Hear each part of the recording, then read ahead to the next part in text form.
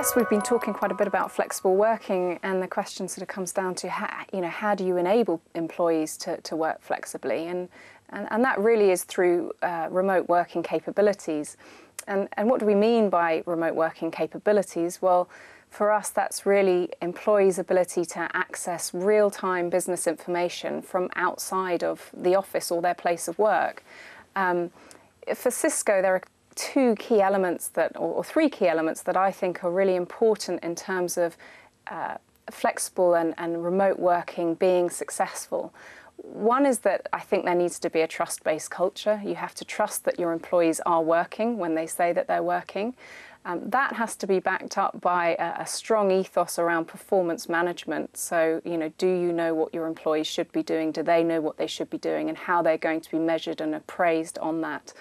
And then thirdly, really, collaboration technologies like WebEx, are key to enable, employees to connect with one another, to collaborate, to talk, and so on and so forth. I think at Cisco we're quite lucky because I think the games, given the way that we work, Cisco employees work on average 2 days a week remotely. The games themselves are probably unlikely to disrupt us that much. But, for you, Chris, in terms of the games being a catalyst to enhance remote working technology, do you think that's the case in your business? Absolutely. Yeah. And I think we're looking at... what I like about remote working is there's less downtime. So it's just more efficient not to have to travel half an hour to a meeting, even within London or within Birmingham, within Edinburgh, where we've got lots of offices, just not having to travel between them. And doing stuff by phone or by video conference, it is more efficient. And I think staying in contact and being productive anytime, anywhere, that's the culture that we're trying to foster. Okay. So in terms of really looking at how can we use the games in other ways, really to look at maybe employee engagement or boosting employee morale, as well as reducing kind of absenteeism and annual leave where people wanting to watch the games themselves. One of the things that we're going to be looking to do is really take the games and enable people to watch them either in community events in the office or be able to watch them online and stream that, for themselves. What do you think of that as sort of concepts in terms of enabling people in the office to watch these as community events? From our perspective, I think, yes, it absolutely needs to be a time of great celebration. We always say, think about what do you imagine the games is going to look and feel like, kind of times that by 10 and you're probably not even close. It's going to be an incredible time for this country, and it's certainly not the games are certainly not coming back to London in my lifetime. So it is a time of great celebration, but by the same token, it's a very long period of time as well. It's kind of pretty much 6 weeks between the start of the Olympic Games and the end of the Paralympic Games. So realistically, it can't be one big party, and it shouldn't be one big party. But from a business and a productivity perspective, it can't be that way. But what you can do is to provide moments and to communicate with people in the right ways and through the right people. So there will be some difficult, for many businesses, some difficult policies to communicate. So, for example, around travel and around annual leave. But doing those in the right way and through the right people and through the right channels and mechanisms is vital. I think it's a balance between that celebration and also productivity. So trying to strike that balance is absolutely key. So yes, by all means, when there are significant events happening, key moments in the games during the week when you can get people together, then fantastic. Big screens, etc., will be wonderful ideas, and the idea of having 1 or 2 parties within your firms is fantastic. This is, if you like, it's a real kind of opportunity to disengage your people, if you excuse the kind of slightly strange terminology, in the sense that if you don't do stuff for your people, they will compare their experiences with those of their friends who work for other firms, who will be making this feel like a time of celebration. So you do need to think about it carefully, think about tone of voice, think about communications, think about what events and what opportunities you're going to provide to your people.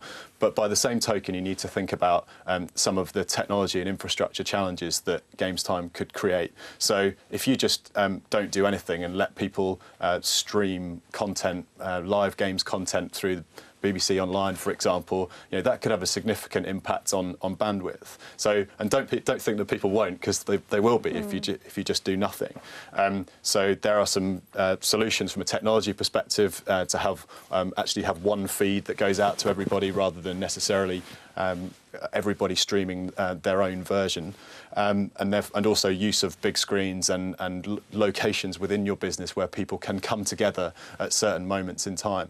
But I guess I would just reiterate that point that yes, it's celebration, but it's a 6-week period of time, and there are specific and real identifiable spikes and days where things are going to feel more exciting than your average day at a games, which is still exciting in itself. So yeah, striking that balance I think is key. And Danny, I'll just add to that as well that I see it as actually a longer than 6-week period. So for me, the game starts on May the 18th next year, and that's when the torch, the flame, arrives from Greece to the shores of Britain, somewhere, we don't know where, Land's End, probably.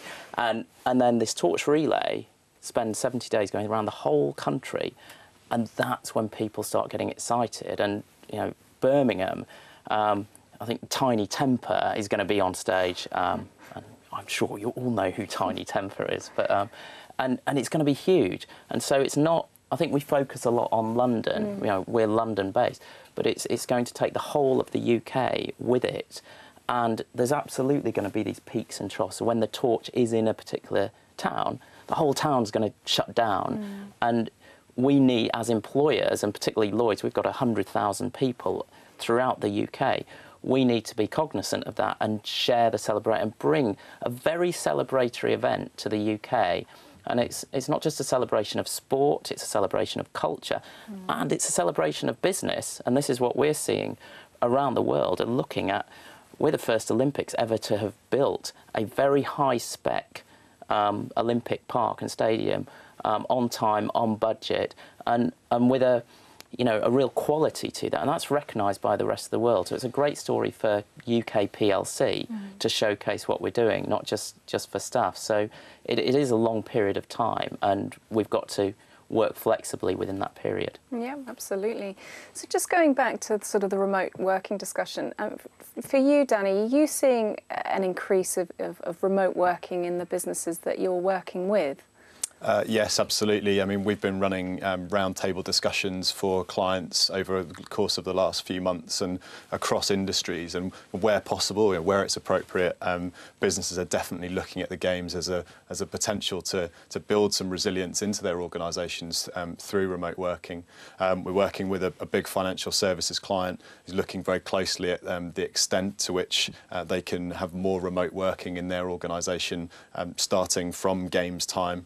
But there are some considerations around that, not just in terms of the technology and infrastructure that supports your own systems, but what are they relying on in their homes? So thinking about ISPs and bandwidth. So this client that we're working with, they've actually gone out to their people to find out which ISPs are being used by their people and how much bandwidth they've got, because we expect some degradation of network during that time. So you need to bear in mind that if somebody's trying to do their work with very little bandwidth at home, that actually might not be practical, and they might not be able to work from home. So whilst we've talked a lot about culture and the ability and the benefits, if you like, of working remotely and working from home, fundamentally at its heart, you've got to make sure that you can enable your people to do their jobs from home. You don't give them the excuse that actually I couldn't operate, I couldn't do what I'm supposed to do from home. And you raise a really good point there, because I think ensuring that your network does have sufficient capacity